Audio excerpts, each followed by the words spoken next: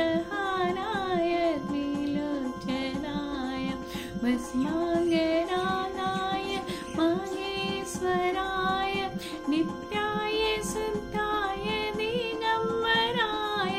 तस्मै नकाराय नमः शिवाय मन्दाकिनी सलिलचन्दन चर्चिताय नन्दीश्वर प्रमत्ना माहेश्वराय मन्दार पुष्पपूजिताय तस्मै वकाराय नमः शिवाय शिवाय गौरी वदनामृं सूर्याय दक्षाध्वरनाशकाय त्रिनीलकण्ठाय वृषभध्वजाय तस्मै शिखाराय नमः शिवाय वसिष्ठकुम्भोदगातमार्य मुनीन्द्रदेवा चित्तशेखराय चन्द्रार्कवैश्वा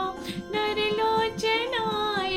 तस्मै वकाराय नमः शिवाय यक्षस्वरूपाय जटाधराय पिनाकहस्ताय सनातनाय दिव्याय देवाय दिगम्बराय तस्मै वकाराय नमः शिवाय पञ्चाक्षवेदं पुण्यपठे जीवसनेन